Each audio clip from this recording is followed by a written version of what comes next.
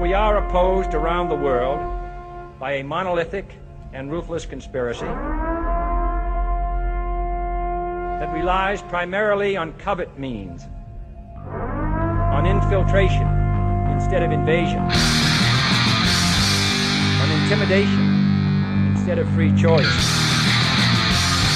on guerrillas by night instead of armies by day. There is little value in ensuring the survival of our nation if our traditions do not survive with it. All right, welcome to episode 97 of the Abuse Hour. It is I, your host, Coffee Long, coming to you unsupervised, unmedicated, and an unchecked threat to society. All right, well, sorry for the delay, man. I got stuck in Arizona, of all places, getting my work on like a sucker. Dude, I'll tell you something. I've spent some time in Arizona before, and I've been out there in the summer when it sucks and it's really hot, and it's not a way to live. And if you've never been to the Middle East, I think like in Arizona or a Vegas is a good argument for like this is why people don't drink so much in the Middle East, because it's murder, dude. It'll make you die and be dead.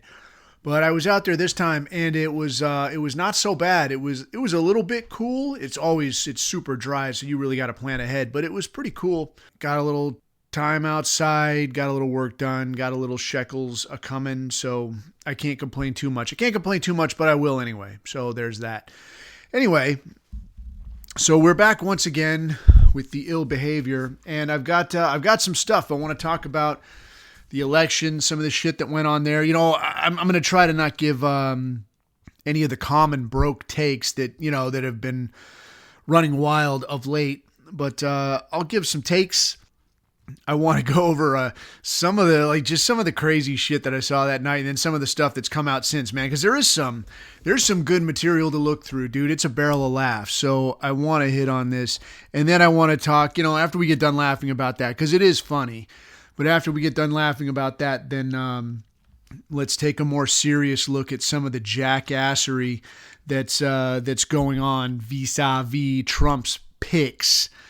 Picking it like a nose. It's not cool, man. It's not even sort of cool. It's pretty ass-tarded.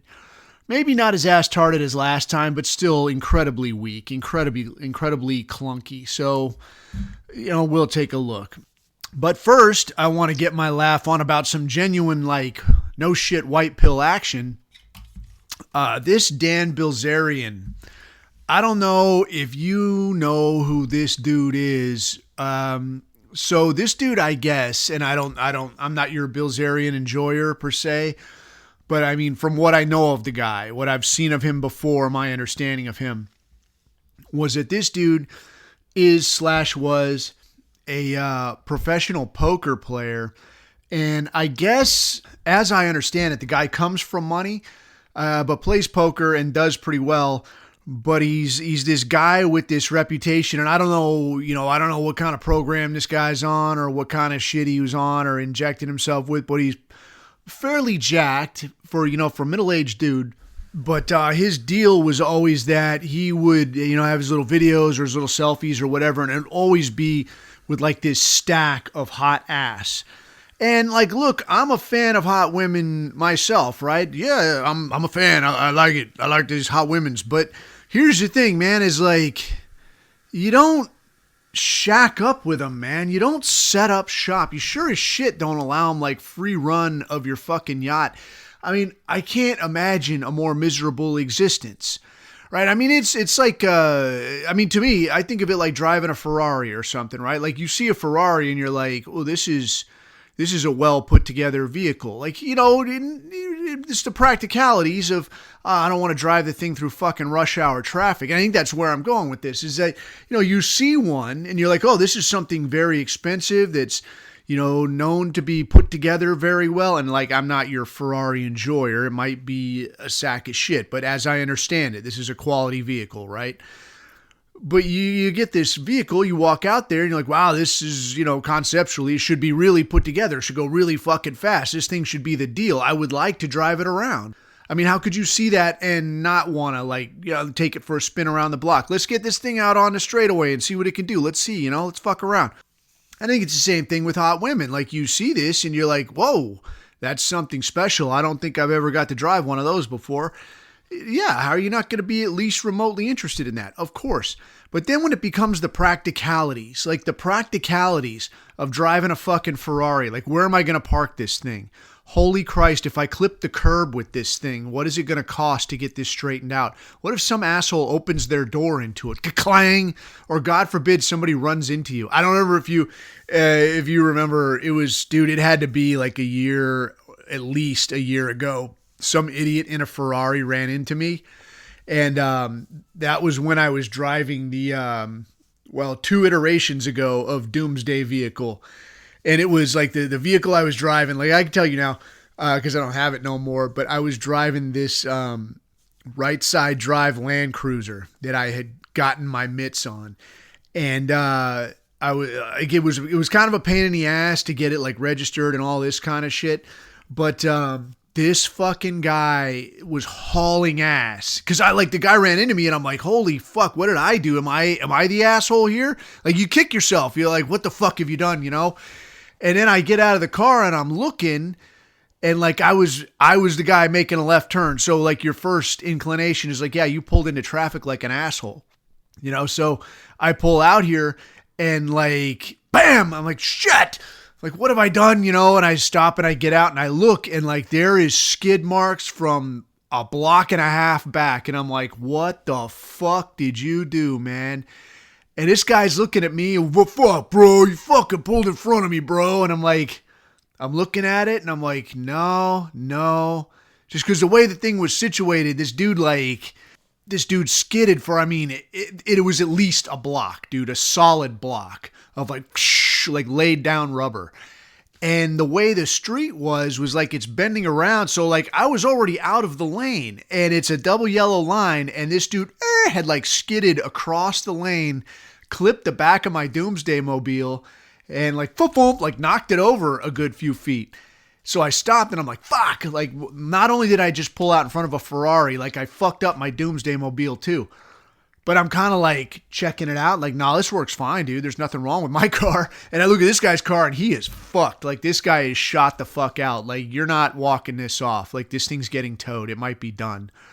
But I look at it and like, so this cop pulls up and goes and talks to him. And you know, the way that cops do, man, like they try to stay very calm. Okay. Yeah. All right. You know? So I'm just standing there and waiting, and I'm looking, and I'm starting to figure out that I'm not the asshole that fucked this up. And he talks to this guy, and he comes over and talks to me, and he's like, all right, so what happened? And I just like looked, and I just pointed like, ta-da, like you're the grand prize winner on, you know, Coffee's game show, on today's show of You Bet Your Abuse or whatever. And I'm like, well, what do you think? I'm like pointing to this fucking block long skid mark. And he's like, yeah, that's pretty much what I had figured. And I'm like, yeah. So as you could see, like the guy, it was like a 35, you know, so you tell me how you lay down a block's worth of skid mark in a 35 zone, skid into the oncoming lane, catch the back of my vehicle, and now you're coming to me with like, bro, you pulled out in front of me. Like, yeah, no. So the cop didn't buy it. The insurance didn't buy it. This guy definitely bought it, though. I don't know what happened to his Ferrari. I don't give a fuck what happened to his Ferrari, but I did get rid of the Doomsday Mobile. That particular Doomsday Mobile. I didn't have to get it fixed, so no big deal.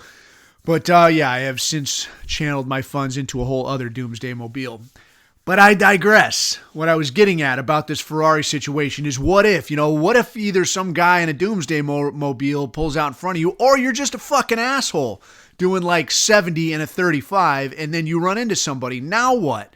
Like, there are 1,001 ways to fuck up this Ferrari, and you got to deal with all of them all the fucking time. Like, if it's somebody else's Ferrari, right? Or if you're like a fucking multi-gazillionaire, like Practical Joke rich, and I don't think I've even met anybody that's that rich that's like, oh yeah, I fucked up my Ferrari. No big deal. I got a spare, right? No problem. I don't think I've ever met anybody like that. So if you were that rich, then probably it wouldn't really matter. But if you're anybody else, you got to be like, fuck, I got to deal with this every day. As opposed to just like, yeah, I hop in and I drive it around and then I get rid of it. No big deal. It's somebody else's fucking problem. And that's what I think about, like really hot women, especially in the West. I can't imagine dealing with this shit day in and fucking day out because like this is what she's trading on. Like she's not some boxy broad that's like, well, fuck, I guess I got to get good at math or I'm going to have to learn how to cook or, I'm going to have to learn about something or other because I'm not going to be able to get by on my ass, right? These are women that are like, what do you bring to the table? I'll lay on the front of your yacht. Yeah, and? No, that's it. That's literally all I will do. Okay, sold. You're hired. I'm going to keep you alive for a few months. Here, eat free. Here's a spot to sleep. I promise I won't come a-knocking at 2 a.m. Here, let me keep you alive. That's your job, is just to be hot. Fuck that. I mean, good God almighty, can you imagine a more useless fucking person? And the complaints, and I'm just talking about one, right? So I'm talking about one of these things. Can you imagine the ass pain that this guy was probably had to be listening to, of like, oh, this, my coffee's not exactly the way I want it. Oh, this shit's, my pillow's too fucking fluffy. This shower doesn't get hot fast enough. Like complaints a fucking mile a goddamn minute. And you got to listen to all of it. And it's like, bitch, you're on a yacht. Shut up. No. I could be on some other yacht. I could totally do this. And you got not only one, what are you dealing with? Like 3, 4, 5 of these at a shot? You're out of your mind, dude. That's like 3, 4, 5 Ferraris now you got to deal with. I'm not interested in that. You can take that somewhere else. But like I had said previously, I think a lot of this stems from, I had heard this take on the Daily Stormer of all places. Seen it or heard it. I can't remember if he had done a podcast. I mean, he used to do podcasts. Andrew England I'm talking about used to do podcasts all the time. I might have just read this because the dude will talk about women once in a while. And I'll say this, man, if you're not familiar with the Daily Stormer, it's a little bizarre, but it's definitely within our thing. It's a cultural milestone, I'll say. I mean, if there was a Hall of Fame, for our thing, the guy would have to be in it. I mean, it is literally the most censored publication in history. Like the dude has been kicked off of everywhere, like around the world, right? These coin clippers will go to these countries and like, hey, you're hosting Daily Stormer. And they're like, hosting what? You're hosting Andrew Anglin. He's got to go. And they're like, what? I don't know what the fuck you're talking about. We're going to censure you. We're going to fucking boycott you. We're going to stand up this, that, and the other against your tiny shitbox country. Like this guy was hosting. I can't even count all the places the guy has hosted out of. I want to say like Nigeria, Bhutan. I think currently it's out of like Indonesia or something.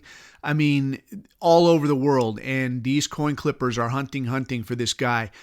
And I think it has gotten to him. Like he's definitely a little bit of an autist where it's like, this is a guy that could sit down and crank out like article after article after article. And he's been doing it for like, it's got to be 10 plus years now. 10 plus years. And this dude doesn't take a day. He'll take like a day off. He'll take like Christmas. And then he'll just write and consume content and form opinions and put up memes and this kind of shit. So there's always content, but this dude is always like, the guy's got a fucking screw loose. I don't think you could write that much. You can't produce that much and not have a screw loose, at least a little bit. But anyway, the way that dude kind of like the derailing, well, like one of many derailments was way back when people still thought that Richard Spencer was straight. Richard Spencer's mom was up in a place, I guess, called Whitefish, Montana, and some band of coin clippers hit her up and had done some kind of a thing, and I can't remember the exact details, but it was like they were publishing this business of like calling her out for being Richard Spencer's mother. Right? Like, oh, your son is a Nazi. Oh, that's terrible. And you're a terrible person. And hey, what do you think? If you sell your property to us, we'll accept that as an apology. Like offering to buy her. I guess she has some parcel of property up in, Montana. But they're talking about like, we'll accept you selling us your property at, deep dick discounts as a form of an apology for your son hurting our feelings. And at the time, people were buying this shit. Like, I don't even remember what year this was. This is a good while back. But people were buying this shit and they're like, oh, that's terrible. Richard Spencer is a Nazi. And this one was when they were talking about like this punch a Nazi business. And he was out there dressed like the fancy Dan he is. And you know how they say, like, you get to our side of things, like you can't go back. I don't know what went on with this dude, but he has like shifted in some kind of a weird way to like this broke dick nationalism. I don't know what you would even call it, but the dude definitely strikes me as a fella who prefers the fellas. You know what I mean? Like at first I thought maybe he was just a guy who dressed nice and combed his hair. I don't really think so. The impression I get is much fancier. So anyway, long story long. These clippers, they go to his mom and they say this shit. So Andrew Anglin organizes, and this was back before it became, you know, like just saying things is hate or just showing up a place is hate. And he organized some kind of a march in Whitefish, Montana. And so I guess he organized this thing, and I don't know that anybody even showed up, but it became a big to-do. And of course, as you might expect, these Hebrews filed a civil suit against him for which he did not show up, so they kind of won by default, and he got hit with this judgment for like $1 gazillion. So, and I mean, again, this is all hearsay. I wasn't there for any of this shit. I haven't seen the documents. I don't have the documents. This is just, you know, what I hear. But I guess he got hit with this huge judgment. And then, as I am understanding it, he split the country, took off somewhere. I don't know for sure that he even left the country, but as I understand it, he is rumored to have left the country and set up shop in like Lagos, Nigeria, or some kind of wacky shit. So anyway, you know, extremely long story, extremely longer. This dude put out this idea, because he talks about women sometimes. He's not such an old fuck like myself. But he puts out ideas about, you know, women and relationships sometimes. And one of the things that he put out that I thought was actually a pretty good take was that what you see with a lot of dudes that are constantly chasing ass, like just gotta have ass, like I need more ass, hotter ass, this kind of thing, is basically that as men in America, we've spent our entire lives looking for women's approval. Like when you're a little kid, your dad is at work, so you're not around your dad. So you're stuck with your mom, right? Nothing against your mom personally, but, you know, you're stuck with your mom. When you go to school, most of the time, you're going to have some woman as a teacher. And even when you go to high school, I mean, I don't know how it is now. They don't let me near schools anymore, right? But when I was in high school, there were some dude teachers at that point, but they were all kind of fruity. And you know, I remember seeing them and I was thinking like, man, is that what you look like when you become a man? Like just this schlubby, dumpy, you know, just wearing the comfortable shoes and the polyester pants and my button-down shirt. I can't very well go around with no shirt on, and I comb the baldness over, and I just come in here and I tell the kids what they need to know. And come on, you guys, come on, let's just concentrate. Hey, can we listen, please? You know, this kind of shit, just kind of pussies of men, not proper men, you know, really schlubby and shitty.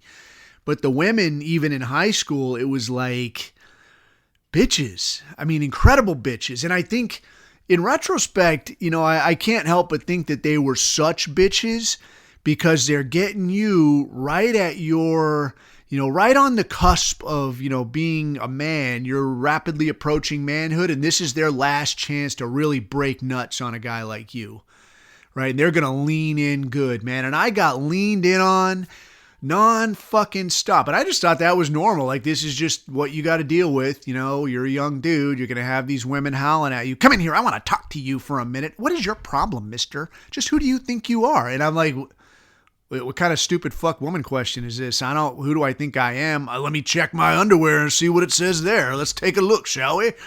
But, yeah, it's really something. And, you know, so you spend your whole young life looking for approval from women, you know, and now you get out there, you get turned loose on the land, and it's just you, dude. And I saw this take the other day, man, with some of this business that I'll get to here forthwith about women saying that they're going to withhold sex from, you know, from men because of the Trump thing.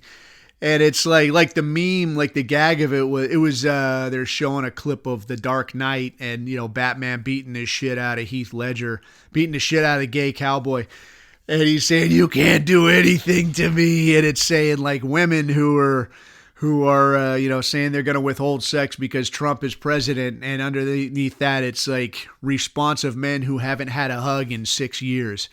And I'm like, yeah, that's pretty much the size of it, because like you leave high school, like these women ain't trapped in a room with you no more. They don't got to sit there and listen to you, or you don't really have like, hey, what'd you get for answer number 4, So you're out there, you're on your own, man. And now you got to try to make your way. You got to try to find a job, keep a job, get 2 nickels to rub together. And all this while the federal government is saying, oh, yeah, we're going to divert resources from you, and we're going to be giving it to Tyrone over there so that he can be the one that gets into college and he can be the one that gets the good job. And in the unlikely event you even get a job, he'll be the one that gets promoted over you. So he'll actually get to fire you if you piss him off. Sound good?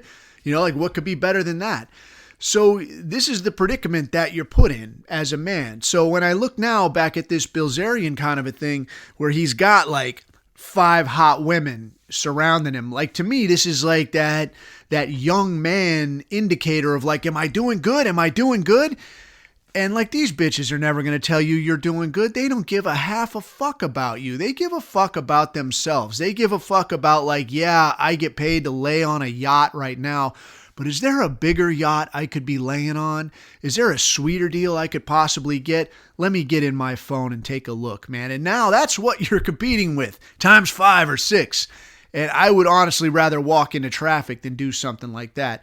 However, this Bilzerian, this dude, you want to talk about your redemption arc, man. Like this guy got into our thing, and I don't know exactly how or by what avenue. It would be cool to sit down with the guy and talk about, like the way that we talk about, like, how did you get here, And it could be through the incel door. It could be through the conspiracy door. It could be, through any number of things. I was an economist and I started asking some questions. There's lots of ways into this thing. But I would really like to sit down with that guy and be like, hey, man, so tell me, like, what were the indicators? At what point did you have to scratch your head and be like, no, come on, it can't be. Like you find out that like, it's me, right-wing nut job. And dude, I've told people 1,000 different times, I would love to be talked out of this. Convince me on this 6 million number, man. I am willing to listen to reason. Oh, you want to blame all your problems on somebody else? Dude, I don't really have problems. I am not poor. I am not crippled. I'm 1,000 years old, but I'm not bad looking. I could form a sentence, right? I'm more or less in shape. I don't have bunny ears problems. I don't have problems to blame on, my poor, downtrodden, weary traveler with no homeland to call his own. And I think you could almost kind of rewind to 1930s Germany, right? Because 1933, yeah, times was hard, but as it became 34, 35, 36, 37, now suddenly, right, what's going on with Germany? Hosting the Olympics, full employment, Autobahn, everything works properly, right? Everything's good. But is this the point where you're like, yeah, I need somebody to blame for my problems? No, everybody's looking around like shit is pretty good, dude. 12 years not a slave, right? Things are pretty fucking good. And now, what's the story though? Is it like, oh, you just want to blame somebody for your problems? No, dude, it's not like that at all. But this guy, I would really like to sit down and hear like, well, so how did you get from there to here? How did you get from, dealing with trying to park 5 Ferraris in your driveway and not worry that some idiot scratches one of them to now you're here where you are? So this guy went on Piers Morgan, apparently. And I haven't watched the whole show. I've just seen a fuck ton of clips of it. And it's fucking amazing, dude. It's incredible. Because I'll tell you, if you watch any of these mainstream, like media publication type things, man, if you listen closely, I'm begging you, listen to the way that these people will talk to somebody they don't like. Now, never mind that Trump isn't our guy. The bottom line is like the media doesn't like him, even though they're starting to be told now that like, no, you should probably act like you like him a little bit. Act like it's okay. You don't have to like him, but act like it's kind of your own fault, right? For kind of some shit you were saying. And you just got to start being okay with it. They still don't fucking like him. Like that programming took hold real nice. So when they talk to him, or just like Piers was talking to Bilzerian here, some of the ways that they'll frame these questions, and you got to watch for this shit, man, because people will do it to you.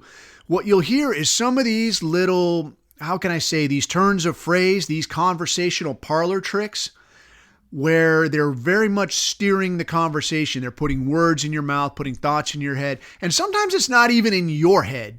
They're putting thoughts into the mind of the person listening. Because if I'm arguing with you, right? If I'm here arguing with Rabbi Shmuley, I know that I'm not going to change Rabbi Shmuley's mind, right? He's going to walk out of here thinking exactly what he thought before. I'm not going to convince him of anything. I'm only arguing with him to convince anybody else within earshot. So I will say that's why I think that even shit like arguing in the comments, as long as you're not getting sucked down a rabbit hole by 8,200, sometimes people read through that shit and they're like, well, the guy makes a good point. I mean, 6 million is kind of a big number. I don't know how you would make that work, right? So listening to like this Piers Morgan, you hear some of these broke dick turns of phrase of like, are you willing to admit that? Are you willing to concede that?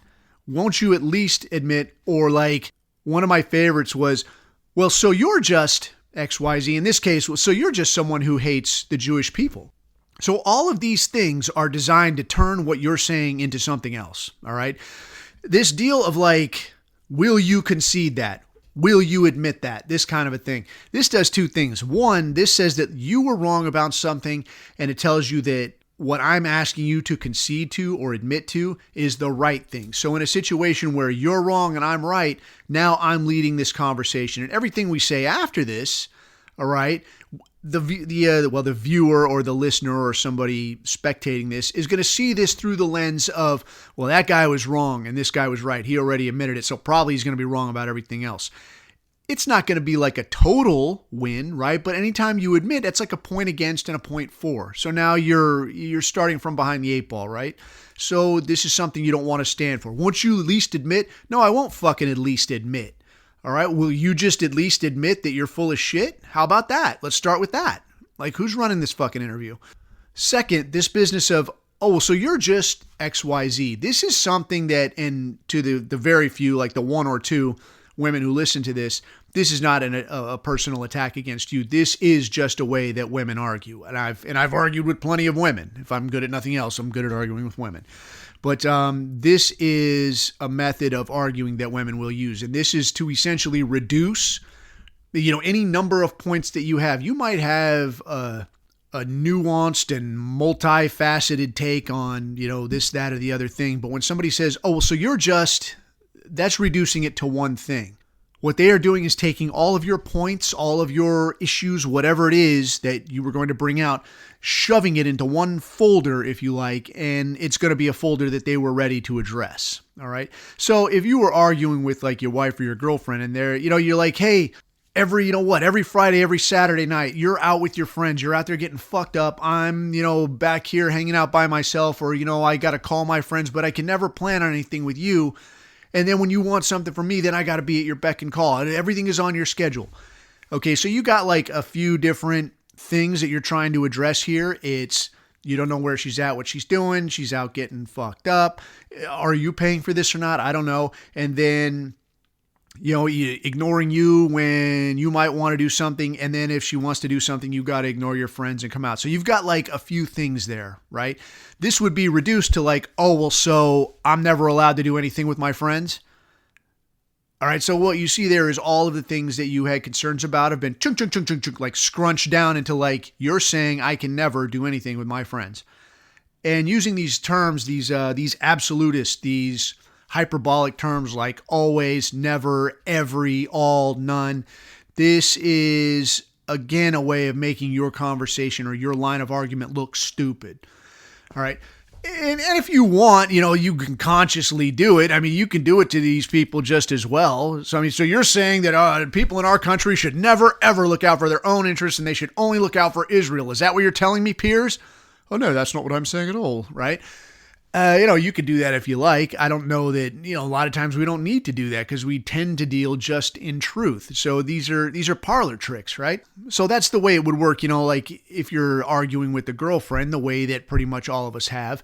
But what you see and what I think most of us are blind to sometimes is the way this gets wheeled out by professionals against us when they're trying to preserve their little image. So like with this Pierce Morgan situation, he's talking to Bilzerian and he's talking about, like right out of the gate, are you really willing to stand by these extremist ideas?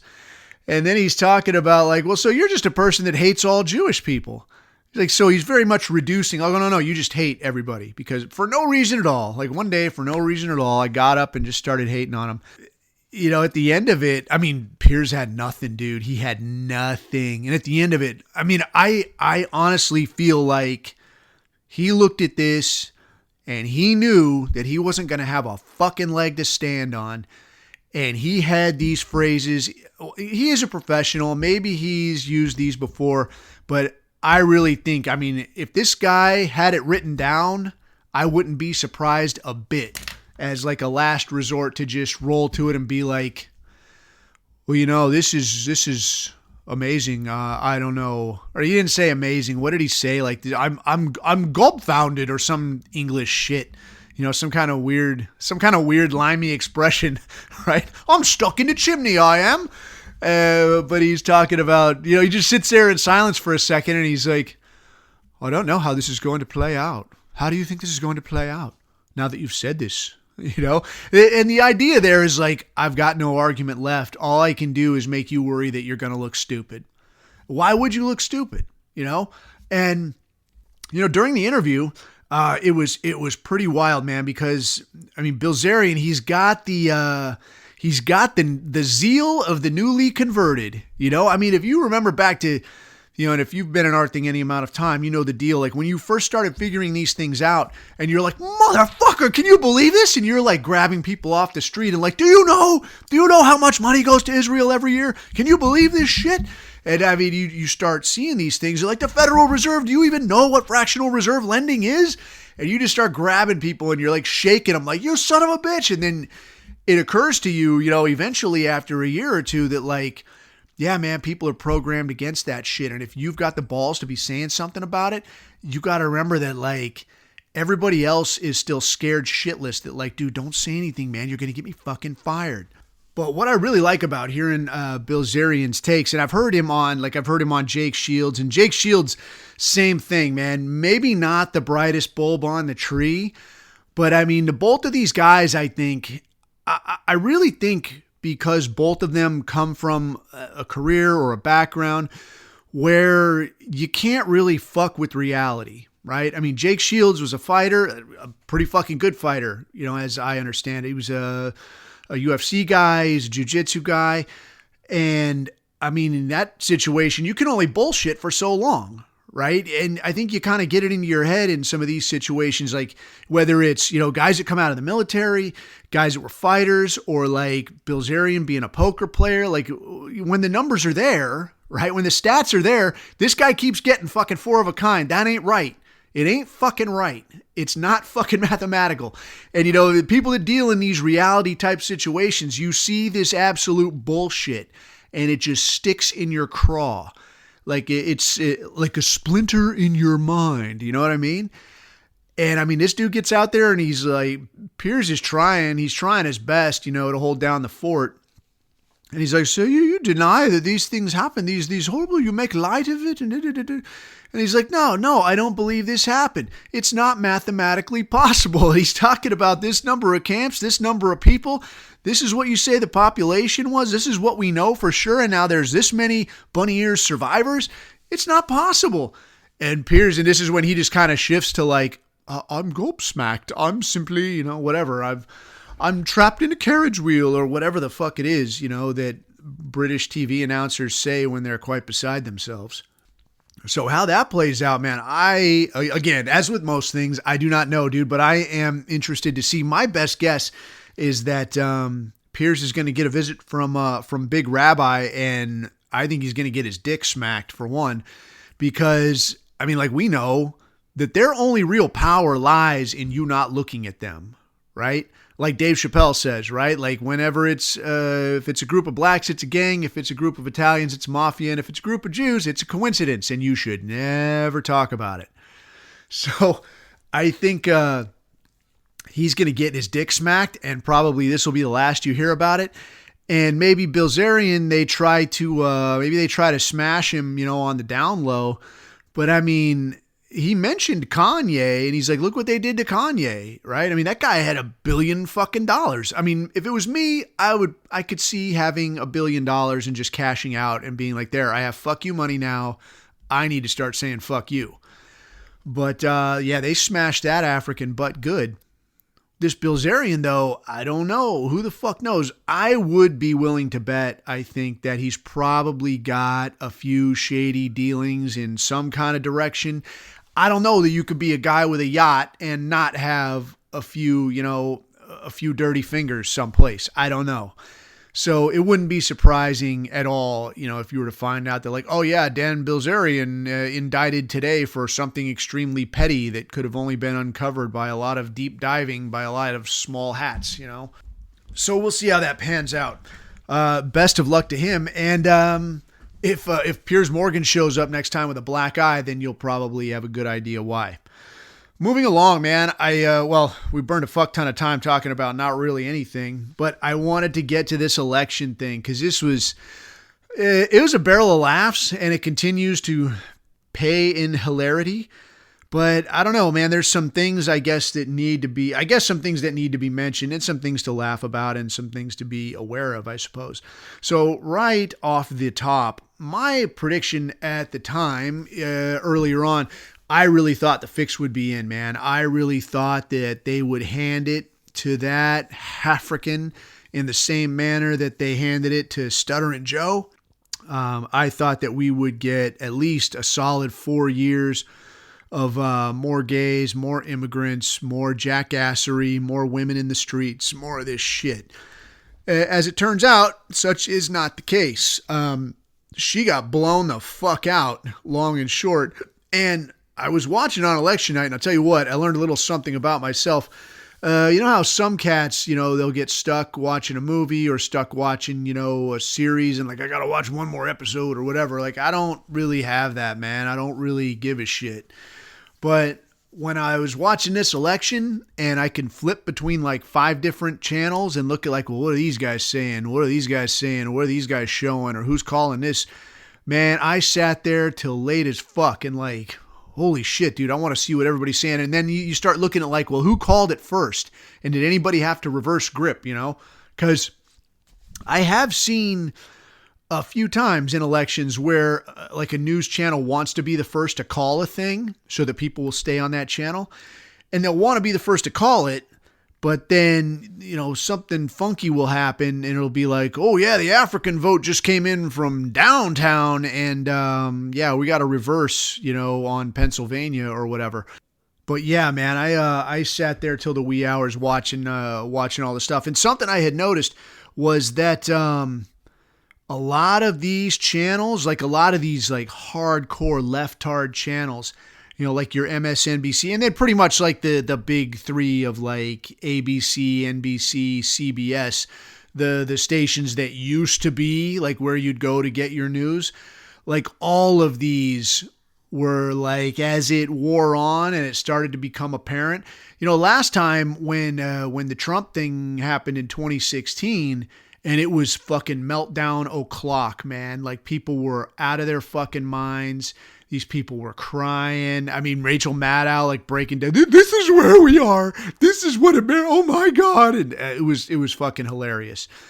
What was kind of stupid, was it like, yeah? So then 4 years of Trump, and what really happened? Well, not much happened here. I mean, we didn't get much more in the way of war. Things kind of stabilized cost-wise, but then it was basically like an all-Israel program. Like, yeah, what does Israel need? Let's see what our greatest allies require. Let's get them what they want. So that's just broke as fuck. And I think that's where we're going to be again. And that's as this thing rolled out, and I'm like, okay, great. We're going to get, where I thought it was going to be, it's going to be civil war here or something, or we're just going to get flooded, absolutely fucking flooded with all of South and Central America, and then we're going to start flying people in from the dark continent. Instead of that, now we're probably just going to go to Iran. So maybe it buys you, regular people, like it just buys you a little time. Terrific. But what I was seeing on these news channels was this almost conciliatory tone where it's like, well, the Democratic Party really could have done a better job of reaching young men, young working men, young straight white men. And I even heard somebody say that like, yeah, there was really no message for straight white men. I was like, holy fuck, do my ears deceive? I couldn't remember what channel it was on now to save my life. And I might have made it up in my head. It came to me in a vision. But I do still feel pretty sure that I heard it. And I was taken aback, man, that they were almost, talking like, okay, well, better luck next time type shit. And even though, you're supposed to be the fucking news, right? You're supposed to just tell me what's going on, not this business of like, oh, this is horrible. Like a tornado hit half of the country or some shit. And like, this is awful. This is the worst thing ever. Like, bitch, this cat won the popular vote and the electoral vote. This is what the people fucking want. You and your little genius club, African, it's not, you are the minority, right? You fuck. Again, even more the minority now, right? But, yeah, this shit went on. So I just went to sleep. And then the next day I got up and I really thought, you see some of the kooks and some of the blue hairs and hollering about, if Trump wins, I'm leaving the country. If Trump wins, I'll never have sex again. And like, bitch, nobody's having sex with you anyway. But I was surprised, man, at the amount of insanity, the amount of sheer insanity that did ensue. I mean, the first time was, it was pretty wild, dude. Some of the yelling and the howling. But I think in the 8 years since the last Trump win, I think unhinged women have had time to refine their technique, of posting their mental breakdowns. Like, I feel a little sketchy. I think I need to get a little, so let me get my camera set up. Let me get my phone propped up, get the lighting just right. Okay, hit record and go, oh God, I can't fucking believe it. Oh, and I mean, just the level of howling, it's amazing. And I'm like, bitch, what do you imagine is going to happen? What are you expecting? Well, like, what are you expecting that I don't expect? Because I don't see shit coming down the pipe. Like, you basically got a few years bought for you. It's not crazy out just yet. But this business of, I've talked to a few, I'll tell you, I have the terrific misfortune of being within proximity of a good few lefty women. And I started getting hate texts almost immediately. Like, I got a few that were like not, and I'll tell you straight right now, I didn't even fucking vote, because my take was like, I can't look at either of these idiots and say that they in any way, shape, or form represent my interest. All right, each of them have a good end for us, I would say. Right? Because if Gorilla Harris got in, it was going to be like, yeah, this thing is going to fucking collapse. Everybody could see it for the bullshit that it is, and we can get started on rebuilding. Like, just let them show their fucking colors and let's get back to work. That's an upside for us, in my opinion. If it's Trump, okay, man, it buys you a little bit of time. Maybe gas goes back to normal. We can try to continue doing our work, but quite honestly, it might be worse. He might end up, not me, but younger dudes might end up getting shipped to fucking Iran for all I know. Who the hell knows, right? So that could be arguably worse. Under the premise of, oh, aren't things better? Yeah, look, gas costs less, but you get to go to war. That's great. It's plus side. Hooray, terrific. But I had the terrific misfortune of talking to some of these women, and I started getting hate texts and like these fucking wall texts, and I just had to write back like, hey, I didn't vote, man, and I'm not reading your fucking book. So, I'll call you tomorrow or something. But I talked to a few of these women and I wanted to get their 2 cents. And I will tell you something, like most 99.9% of the women and the lefties that I've talked to, these people have absolutely no grasp on any of the, how can you say, man, the policies, the questions, the issues, the details. And I ain't Mr. fucking government or nothing, man, but I can at least look at a thing and say, I know this is an area of concern, and I know there are probably 2 or 3 avenues to fix this area of concern. And I couldn't say what every aspect of this candidate's plan is because they won't fucking tell you, long and short. But I can take a wild guess, right, at what is going to go on here. So let me say it just this way then, I guess, is I hear some of these women out, you know, and it's women that I hear from primarily on this, because lefty dudes ain't texting anybody. They know they're not going to text me. That's for fucking sure. But I talked to a few of these women, and their primary concern is like knowing that they don't know shit about the economy, don't know shit about foreign policy, don't understand trade relations. I mean, I barely understand trade relations, but they understand none of this. Their only real concern is this abortion thing. So I asked them, like, what exactly is your concern? Because when I see this shit of like, it's like The Handmaid's Tale, I'm like, bitch, I didn't watch that movie. I didn't read that book. I'm not taking time out of my day. Tell me what you mean. Well, they want to turn women into, I'm like, okay, don't tell me what you think somebody else wants. That's not a real thing. I can't tell you what you want. You can't tell me what I want. Don't tell me what some guy you've never ever talked to wants. Tell me what your fucking concern is. So after, you know, much browbeating and much painful conversation, because I actually want to know, like, what the fuck is going through you people's heads? After much conversation, I get a little bit of an answer. And some of the answers give you something to work with. And some of it just reveals kind of a propensity for programming, I guess you would say. But to kind of lay it out, like, their concern is where you talk about this abortion thing. So apart from the idea of like, I just want to be able to have an abortion whenever I want because it might interrupt my partying and I want my life to be fun. I want to do what I want to fucking do. Okay, so I say, well, look, how is that today different than what it was when this Roe v. Wade thing got overturned?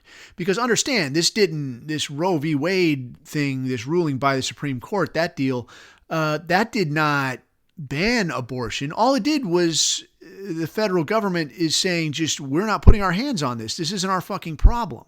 They're just pushing it to the state level. So whatever the fuck state you live in, that's where your concern is. So if you don't like the law there, talk to somebody in your state about, I think the law should be like so. It should be stricter. It should be less. It should be more defined, like this, that, or the other fucking thing. But to talk about a federal situation, well, this doesn't mean anything. So kind of their pipeline of concern then is that Trump is going to get in. Trump is going to get to nominate a bunch more justices. He's going to pack the Supreme Court. Like, bitch, do you even know what that means? Anyway, justices are going to retire. He's going to put new justices, conservative justices in there, and they will ban abortion nationwide. So I say, all right, well, so if that is your primary concern, then is that not kind of a lot of steps removed? Because what you need now is, 1, you need these justices to retire. 2, you need Trump to nominate justices that would overturn a previous Supreme Court decision. And mind you, like this most recent decision, this was not so much like, we think this in a way that generates federal action. All they're saying is, no, we're taking our hands off of it. We're not involved. So way back when they were involved, now they're not involved. So what you're saying is that he's going to get in, he's going to nominate justices. Those justices are going to be willing to reverse this hands-off policy, that they're going to institute a nationwide ban. And I don't know, I guess somehow that means what? That women are left with no recourse? And I said, well, look, you are actually kind of left with a recourse. You're left with lots and lots of recourses. You can, 1, be on birth control. 2, keep your fucking legs together. 3, if you're completely shithoused and everything goes completely wrong, the next day, go get this fucking Plan B thing and you're all set. All right. So what you're talking about is like, you've already fucked up on 3 different levels. And now you want to be able to do whatever the fuck you want to do because you've proven yourself to be just kind of a fuck up. All right. On the other side of that exact coin, though, like I've said before, if I'm being completely honest, I do know that abortion is a service used primarily by minority women in this country. So if you're going to turn that off, we're going to be neck deep in welfare recipients by lunch tomorrow, right? That's just a mathematical fact. You could say that's cold and heartless and fuck you coffee and the sanctity of life coffee. I'm the wrong fucking guy to come to with sanctity of life. Is it fucked up? Yeah, it's fucked up. Is it ideal? No, it is not fucking ideal. Is it a fucking fact, though? Yes. So it's not like my opinion matters on that. I mean, that's just a fucking fact of life, man. But looking closer at this thing, then I got into it with some of these ding dongs, and a few things did come up that got my attention, specific to this, specific to how can you say women's, whatever, reproductive health care type thing, right? So I get a couple articles forwarded to me regarding a couple of women in a couple different places. And I had mentioned some of these previously. And like one of them that they're really trying to run with is this business of some woman in Georgia who had tried to schedule an abortion at some point, said there was traffic, and then didn't show up. There was traffic, you see, and then didn't show up. And then by then was too far along to kill her unborn child. Another was some woman that tried to do an abortion at her house or some kind of thing, or through some mail order thing, and fucked herself up real bad, but then didn't go to a doctor and ended up dying of sepsis. Again, not a federal issue. Like this is a natural selection issue. This is you're too fucking stupid to keep yourself alive issue, which, right? I mean, do I have to say the words, right? So one that actually did get my attention. Well, there was two that actually got my attention. One, and again, this is as I read it. I don't know if these are lies. These can be completely made up stories, twisted stories, a combination of two or three stories. All right. This is the story I heard, the story I read. Okay. So I'm reading this one story and they're talking about some 18-year-old girl in Texas that is pregnant and starts having a miscarriage, but goes to the doctor and they say, yeah, but the law, and I don't want to get in trouble and I don't know what it's going to be. So just go home. And if it gets worse, come back. Goes to the ER again and they say, oh, I'm not sure what to do. I don't want to get in trouble because of the law. But now the sepsis situation is kicking off. I don't know, they like gave her Motrin or some kind of shit, some kind of, something that ain't going to do shit. And then she ended up dying. So, my thing there, I guess, and again, this is the story as I understand it. This could be completely made up, but just working from the premise of if this actually happened, right? Like my 6 million. If this actually happened, it would be terrible, right? So if this actually happened, though, I would say that, yeah, okay, if this is one situation, this is one person weighed against the well-being of an entire country. Right? One person on one issue. I would still say that like, okay, well, if it happened that one day, yesterday, it could also happen tomorrow. And if it happens tomorrow, what are we going to fucking do? Again, though, this is a state issue. And from what I have seen, there is not a law in place where, like, if you're having a miscarriage or you're fucked up and you're going to die, that, okay, we can't do anything because that would be an abortion and it would be wrong. Every state, from what I'm seeing, has a law that says, yes, in that case, then you would be able to perform this abortion. Like the same thing in Georgia with this thing with, like some 13-year-old rape victim. Imagine that. Do I have to, give the specifics, right? But goes to some urban hospital, right, where the doctor says, oh, you can't do nothing. But again, according to Georgia law, where it's a rape situation and police report has been filed, an abortion can be performed on the rape baby, right? So what I'm seeing then is that at a minimum, you could say, yeah, at a state level, there needs to be better doctor education. Sure, man, I'll concede that. But again, not a federal issue. If you were going to call it a federal issue, you could call for a federal mandate of every doctor who's going to work ER or work OBGYN will be made aware and will get signed off, just like you have to in the military or at a gazillion jobs at this point, like all your security shit. right? All of your best practices, all of your diversity awareness or whatever, right? You got to get signed off on like, this is the laws in my state. Here's the kind of care I can provide. Here are the situations where I can do X, Y, Z. Because, what I do feel pretty sure of is if you sent some chick home, I honestly have a really hard time believing, if I'm being completely honest, I have a hard time believing that some woman was dying, right? Because there are going to be indicators. You walk in there with, giving a miscarriage, your body is going to be reacting to that. So you're going to see your elevated heart rate, your elevated temperature. If you get labs, you're going to see your elevated white blood cell count. Well, not immediately. Well, if there's indicators, right, you're going to start seeing something, and you're going to start seeing it pretty quick. And if not, then it's going to be like, okay, well, go sit over there for a couple hours. We'll keep an eye on your temperature. And if that keeps going up, then we're going to know that, right, something is not getting better. It's getting worse. So you send somebody home with something still wrong with them. All right. I mean, you set yourself up for a monster civil suit, and you set the hospital up to basically get shut down because, I mean, yeah, I understand once you're dead, you're not going to be able to do much with that money.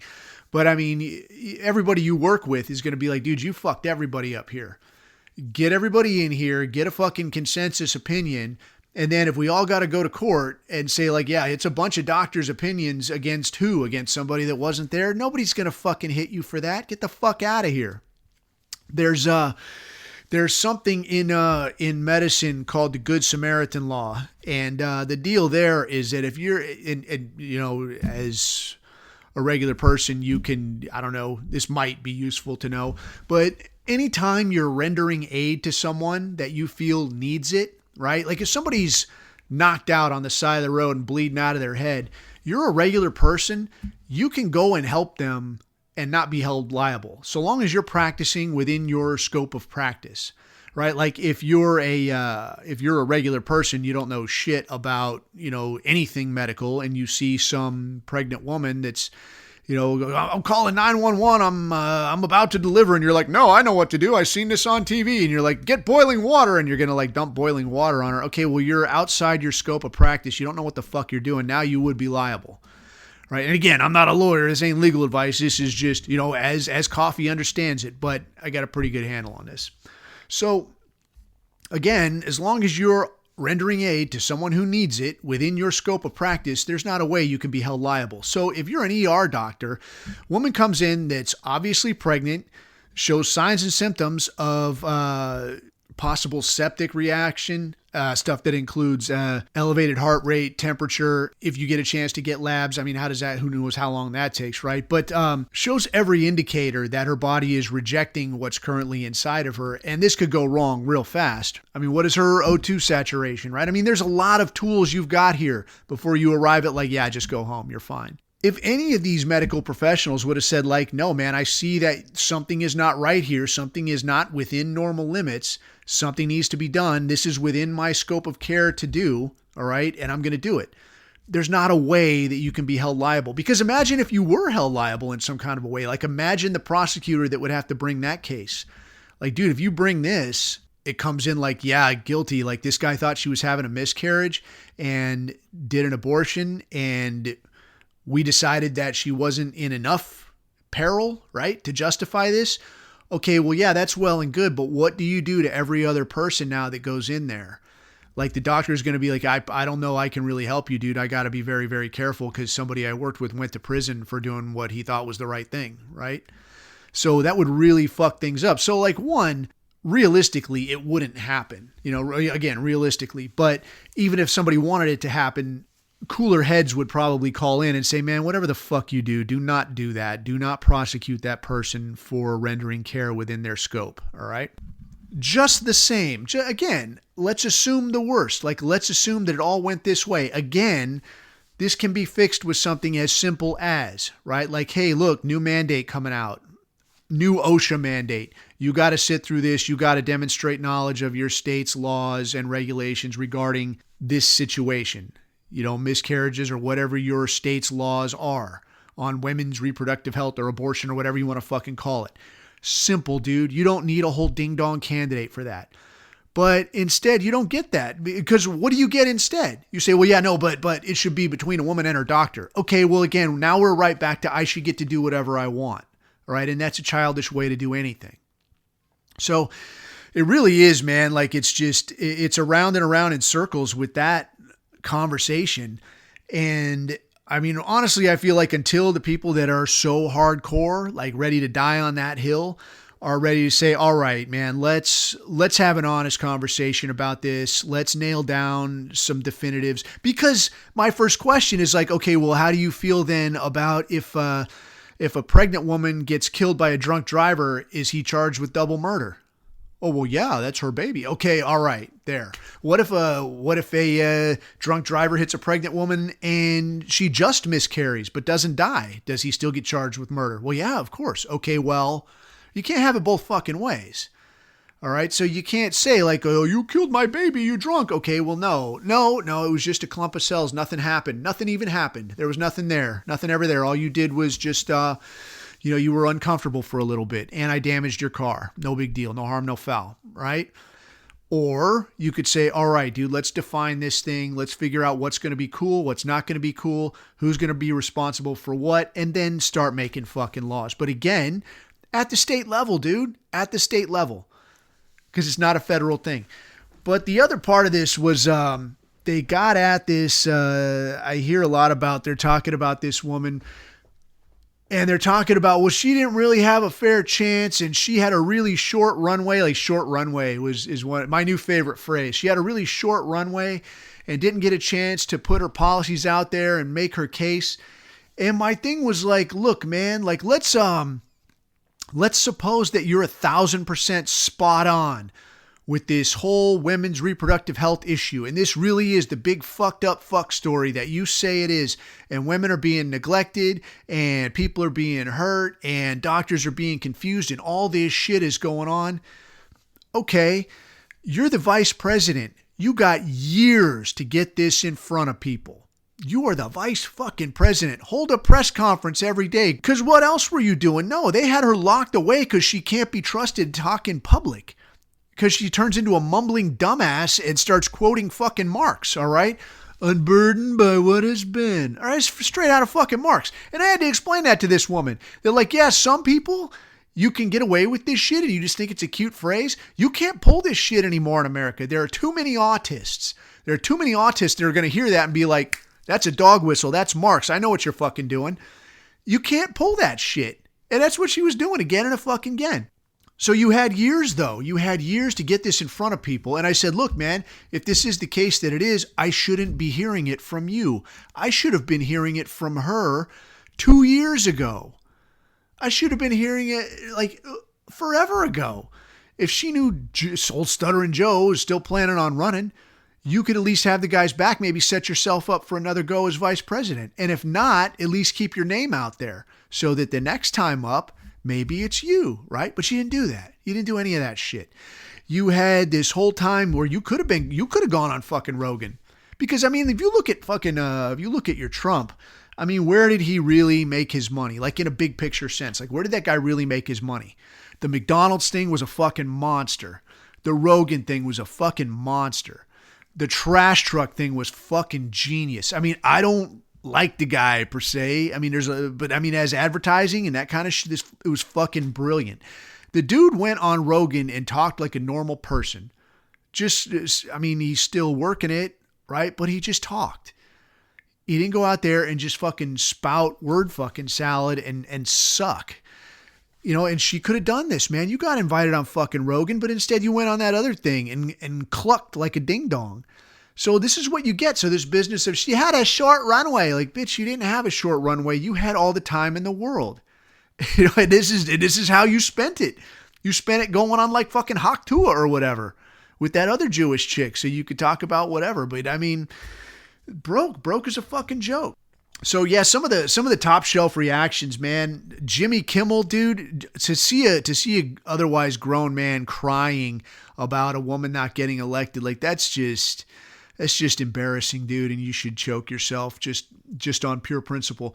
But the idea of like you lost out too, Republicans, you lost out too. You just don't know it yet. And I'm like, dude, so herein lies the problem, is this business of some perfume prince asshole that sleeps behind a high wall and, doesn't have to do shit for himself is going to imagine that he knows better than you. And that's the problem with all these fuckers. They're so sure that they know better than you. But moving on from some of the reacts, man, and that was really, it was tedious as fuck, dude. And I mean, they're still coming out. They're still coming out. Women shaving their heads. Dude, I saw one yesterday of some fucking teacher in California came unstitched during class. And somebody started filming, man. Like, this broad came unstitched. She's got some young dude, some young man up there. And she's got a set of scissors and she's like screaming the national anthem and just cutting pieces out of his hair. I don't know how it got to that. I don't know if she asked him to come up there. I don't know if this was on a dare or some kind of thing. But she's got this dude up there and she's cutting pieces out of his hair and screaming the fucking national anthem. And the dude finally gets up and she's still going at it, man. The rocket's red glare. And I'm like, holy shit. And now she starts going after some girl and people are like, miss whatever, calm down. And she's chasing motherfuckers around with a set of scissors. And they're finally like, they all haul ass out of the classroom. And I guess she got arrested, man. And it was, I don't remember where it was, somewhere in California. But yeah, she got rolled up, and I could see, man, if I was the parent of that kid, I would be fucking heated. I could see being in somebody's ass over that. But yeah, but I mean, this is the kind of shit that's going on out there. I mean, this far exceeds the 2016 reacts. I mean, this far exceeds that, dude. I mean, women filming them, or people filming them, like throwing legit temper tantrums, breaking shit, throwing shit around in their house, just going fucking nuts. I'm holding on by a thread. That's my new favorite phrase, man. I'm really hip to some of these phrases. I'm going to start using these in real life. I don't know that I can. I don't know that I could say I had a really short runway on this. I'd sound like a real asshole. I'm holding on by a thread. Well, then let go and shut the fuck up and just drown yourself, you fucking jerk. But yeah, dude, the reacts have been great. What has not been so great has been the picks, Trump's picks to date. So I know that after almost getting shot, that a lot of us hope that maybe if this clown dick got in, that he would start like really going hardcore. Like, look, man, I did for you. You still shunned me. I tried to come back. They blatantly short dicked that guy on the 2020 vote. That was something else that I had seen that really I forgot to mention that I got a laugh out of, was this business that somehow or other, like 20 million people didn't show up to vote this time. 20 fucking million. And there is not a single county where Gorilla Harris outperformed Biden, right? So there's nowhere that she did better than him. And somehow, some way, 20 million people just magically didn't show up. I don't think that's a personality issue, man. I mean, yeah, she kind of sucks, but she doesn't suck that much more than that crazy old man, than that kid sniffer. I mean, that's that speaks to something else for my money. I don't know, I don't know. Do you think we'll ever find out? No, I don't. So let's move along. So some of Trump's picks, man, this dude, how we thought that maybe he would get his shit together and start throwing straight dice. No such luck. I mean, he didn't go neck deep, and the excuse last time was, well, he's not a Washington insider. He's going to need some guidance. He's going to need people with a firm hand and da-da-da-da-da. So it was, last time it was all fucking Zog veterans. And now this time it's the lightweights, basically. It's the up-and-comers. It's not the names that you know, but it's a couple that you'll know. But he's got what? He's got Elise Stefanik as the UN representative, so the representative for this country to the UN, and she's absolute Zionist, like Israel first, hooray, hooray. Secretary of State, little Marco Rubio, guy that used to be a fucking go-go dancer, Miami go-go dancer, nice and gay. So yeah, that's what you get. And again, like whatever Israel wants, whatever my AIPAC guy says, that's what I'm going to do. U.S. Ambassador to Israel, Mike Huckabee. So just the fact that like the ambassador to Israel, that's a top priority. Let's get that named straight away. Like, what about the fucking ambassador to Bangladesh? What about the ambassador to Colombia? What about the ambassador to Spain? Anybody give a shit about that? Nope, not really a priority.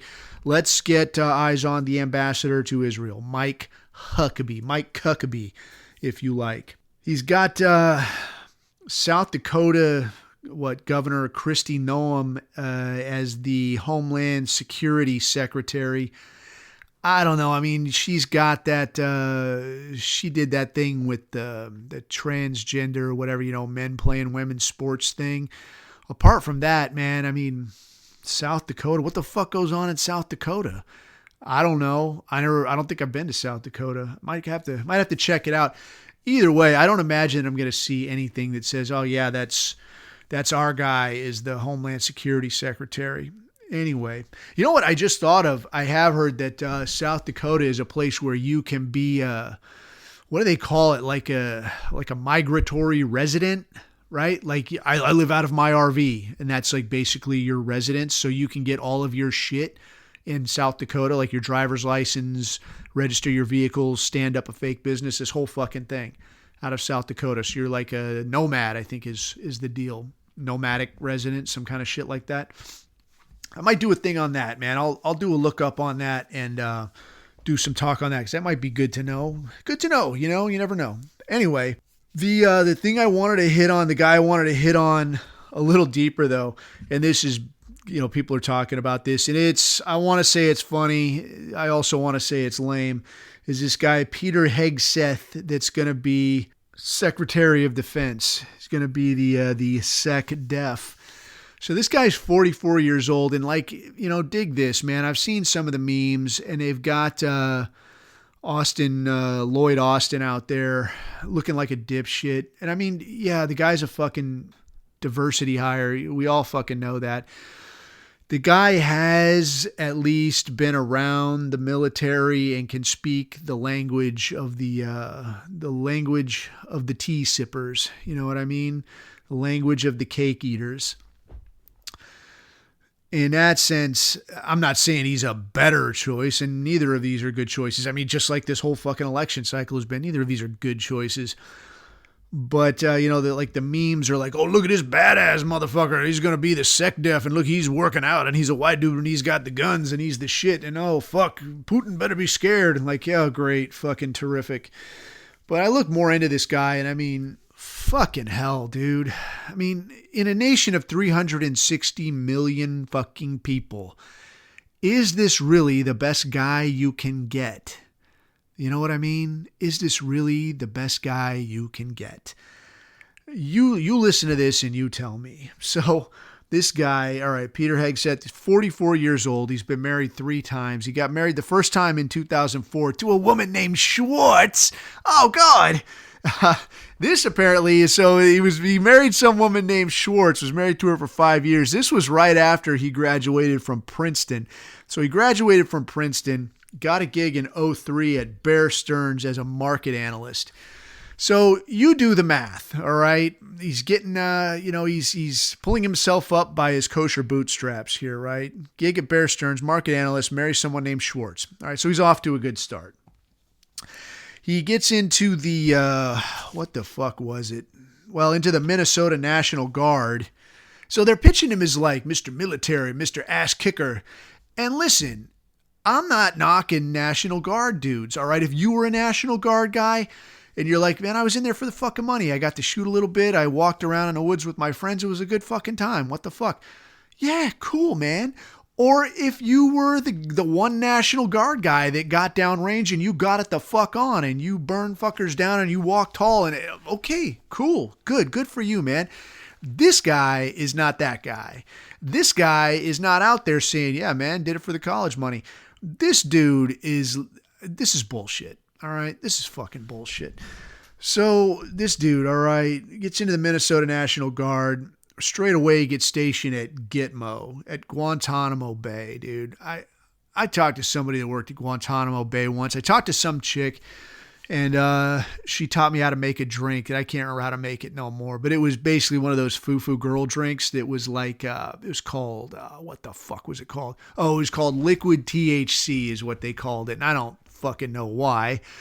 But I believe it had, if I remember right, there was rum, blue curacao, which is basically just this. It's like triple sec. It's like sweet shit, like sweetness. Coconut. I want to say coconut liqueur. The green shit, Midori, melon flavored liqueur, and then pineapple juice, right? And it's really sweet and really nasty. And people who don't drink will drink the fuck out of it. It's a shit ton of booze and a shit ton of sugar, and you'll feel like you got hit by a fucking truck the next day. But it'll get you fucked up today. So yeah, that was the only thing I got out of Guantanamo Bay. I'd never been there, but I got a drink recipe out of it. Anyway, so yeah, he does some time at Gitmo. Then he goes to Iraq, and I couldn't find when he was in Iraq. I guess it doesn't really matter. At some point between 2004 and 2012. And he's in Iraq as a civil military operations. So this is the guy that does like organizes the gigs to like go out and give polio shots to kids, or go out and like, let's talk about getting a water treatment thing stood up, and then $1 billion, and 3 years later, finally, somebody can fill a fucking jug of water up. Terrific. All right, so that was this guy. Later on, 2012, he goes to Afghanistan, this time as a counterinsurgency instructor in Kabul. So again, if you've done some of these jobs, I ain't motherfucking you. This is not about you. If you're like, yeah, man, it was a cool job. I did it. I hung out. I got the fuck out. I went to college or whatever. I went back to my job as a postman. Cool. Knock yourself out. But what you can't do is walk in here like you're Johnny Big Dick swinging and like, Mr. 2A, here to fuck shit up. Oh, yeah, you better be fucking scared now, boy. Like, it's not honest. It's not genuine, all right? This is not you, guy. So looking at some of well, here was the big highlight that I really, this was what I was looking for, right? 2018, spoke at the Arutz Sheva conference in Jerusalem, he said, in Jerusalem, and commented, I see no reason why the miracle of the reestablishment of the Temple on the Mount cannot happen. So again, like this is in this guy's bio page, like, yeah, man, pro-Israel, super pro-Israel, like that Zionist shit, dude. Like not even in the practical joke sense of like, yeah, you just give Israel whatever they want. Like, no, this is a true believer. Like, what the fuck is this? This is the guy you picked? Anyway, I read an article that went over this guy's tattoos, because I mean, a lot of people now have tattoos. It's not, it used to be just for dirtbags, and now it's me and a bunch of regular people, right? Like, it's not just for dirtbags no more, which is kind of bullshit, because, it doesn't mean anything now. It's like you could fucking rent it, I actually saw a thing where there's like tattoos that'll wear off. I don't know what the deal is. It's some kind of ink that'll like, it fades away, just goes away. I'm like, well, kind of hurts a lot for just fading away. What the fuck's that about? But I digress. Anyway, so they're talking about this guy, your new SECDEF, a little bit of a look at his tattoos. So he's got on his chest, he's got a big fuck off, like Derek Vineyard sized Jerusalem cross, which if you meant it, I'd be into it, but I don't believe that you do, man. So he's got this big fucking Jerusalem cross. If you know what it is, or if you don't know what it is, you've seen it before, dude. It's like this Templar deal. Like it's like a plus sign, but the end of each arm of the cross is like a T. And then in each of the four quadrants is another smaller cross. So it looks like, I think it's on the Georgian flag as well, but that's the Jerusalem cross, meant to represent the kingdom of Jerusalem, like as promised, crusades, all that kind of shit. Anyway, here's another winner, dude. He's got Deus Volt on one bicep, which I dig it. It's cool conceptually. But here's what I saw, man, when I was in, was that you would see a lot of dudes get a lot of this shit, like dudes with like big crusader, like big fuck off crusader crosses. Dudes with little crusaders, dudes with like shields with crosses on them, that whole crusader tip. It's not honestly as much about like, yeah, we're going to retake Jerusalem, or yeah, I'm a Christian nationalist or a hardcore Christian or any of that shit. It's not about any of that. This is just about up yours Muslim. Like, this is just an anti-Muslim thing. I ain't pro-Muslim. I'm just saying, like, you're wearing something only to oppose something else, only as like a fuck you to something else, which is kind of silly. I knew one dude that had, well, two dudes actually, that had infidel written in Arabic on their arm. Like, I don't know, you're going to roll up and show your arm to some guy before you burn him down, but I was like, I guess maybe, like, only you and some Arab knows what that says. You and an Arabic speaker knows what that says.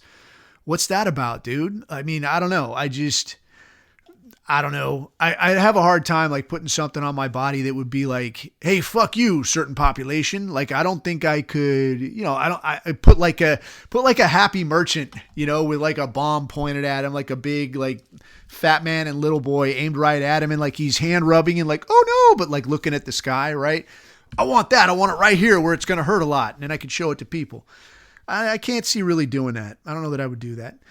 Anyway, moving along, he's got that original Ben Franklin drawing of the join or die thing. And you've seen the one, well, there's a few different versions of it, but it's the one where it's like 8 pieces and there's like New England and all the little other ones. There's like 7 other ones of, join or die.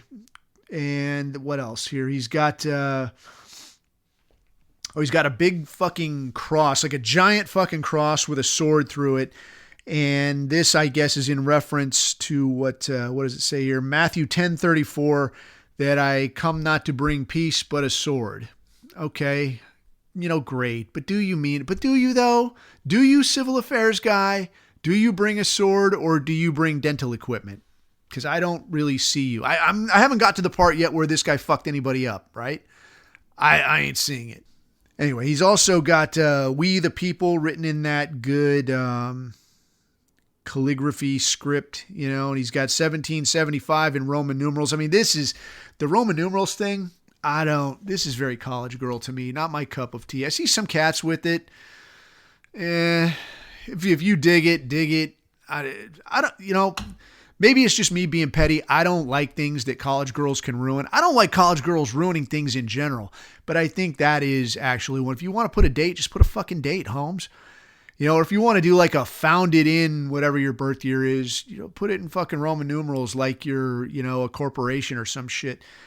That's cool. I don't really dig the Roman numeral tip. 1775 in Roman numerals. Like, what the fuck is the point of that?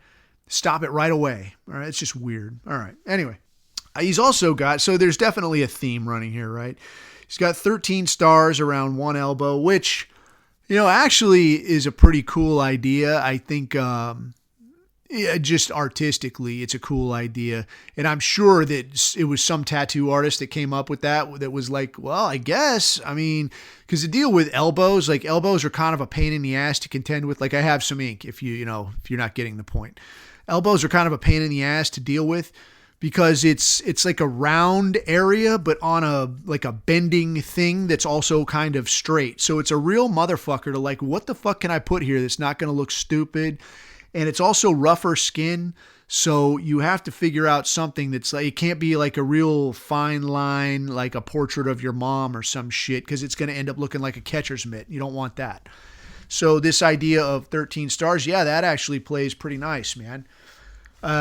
Still a little bit on the gay side, but not bad. On his one of his shoulders now, I guess this would be his right shoulder. He's got he's got this flag with an AR as the bottom stripe of the flag. So if you've seen like any of these patches, like you would have on a uniform, like the American flag patch, right? How it doesn't actually have 50 fucking stars on there because it's a patch, right? It's got just a few. What he's got is like that, but it's like this, but it's all blacked out, right? So it's just a black stripes and field of stars.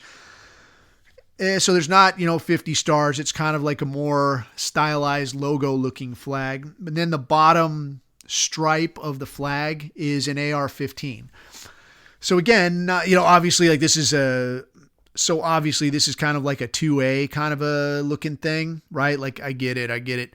But when I saw this, man, this is, if you were thinking of some ink, this is something you can keep in mind. And this kind of rubbed me the wrong way when I saw this, was that when you do ink, like you have to think of putting it forward, right? Like, so if you put like a head, like, like a Indian head nickel or some shit, right? Or George Washington quarter, right? How it's like a profile of a face. You always put it so that the head is going forward. Right? So the head is facing the same way your head faces, right? So you want the thing, whatever it is, on a shoulder, you want it going forward. So if it's a car, it should be driving towards your chest, not towards your back. If it's a dolphin, it should be swimming towards your chest, not towards your back. And the idea of this flag thing is that, like, whenever you have the flag on the uniform, it should look like it's flying, right? Like you're flying it going forward. So if it's on your right shoulder, then the field of stars will be on the top right. Okay, because that's the way that's the way the flag would look if you were holding a flag and walking forward. And that's the way you want it to look on your shoulder. That's the idea there.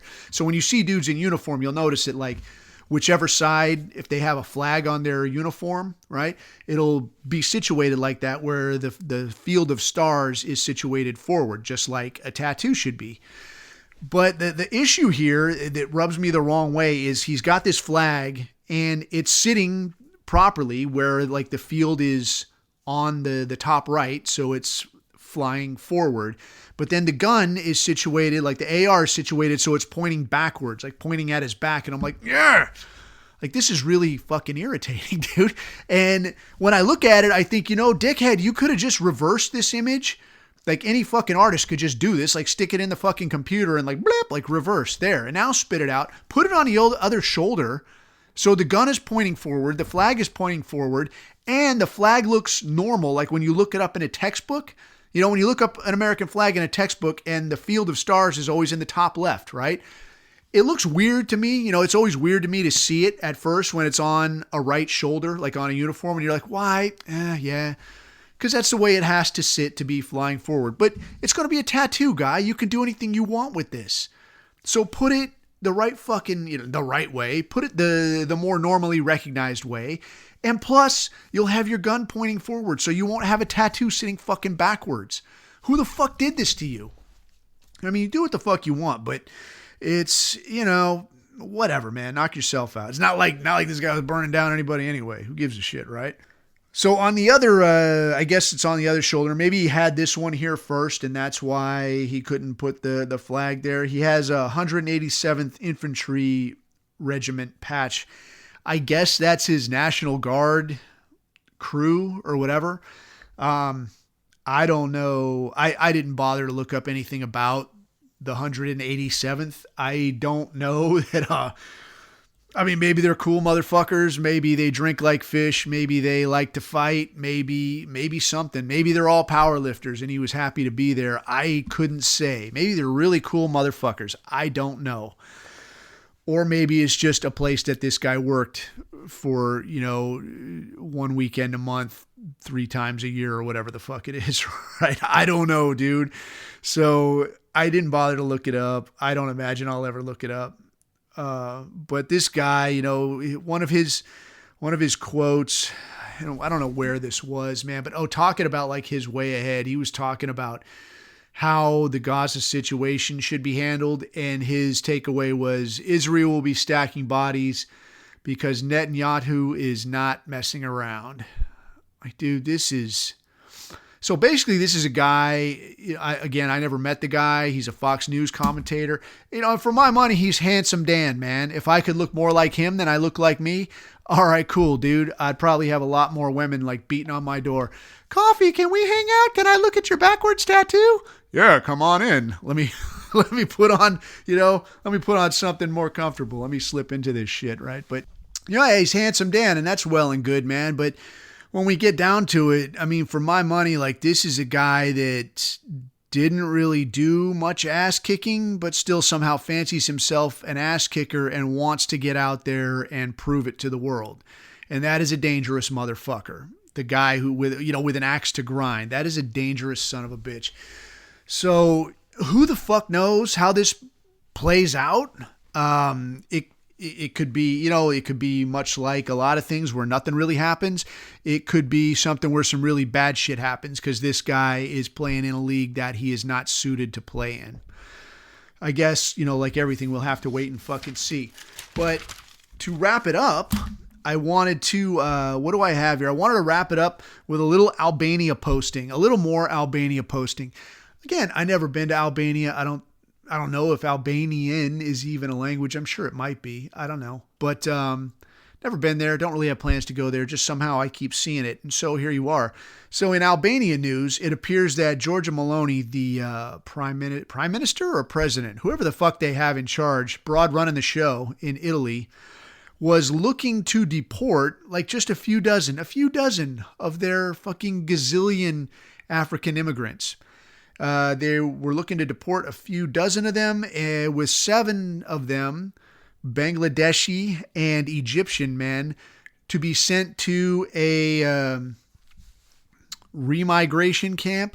Like basically a get the fuck out of here camp. Like, we're going to put you over here till we can figure out where to ship your ass to.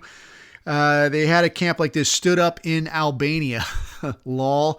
And apparently Albania was cool. Like, yeah, just put them here. Like, probably Albanians, maybe they just... they're not the bleeding heart sissies that some of these other people are. And they're like, yeah, you just put them here, dude. And then you do whatever you want with them.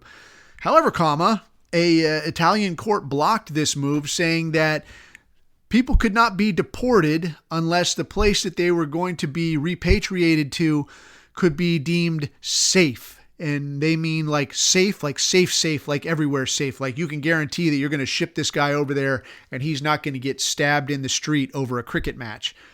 Well, you're talking about fucking Egypt and Bangladesh and Christ knows what other hellhole countries.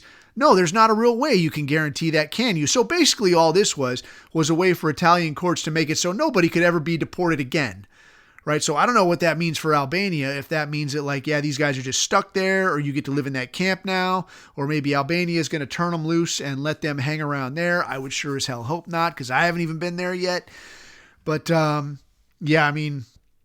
as with most places in Europe, it looks like Italy is pretty much fucked. I was looking yesterday for like repatriation, or what are they calling it, dude? Like demigration, remigration, I think it is, plans.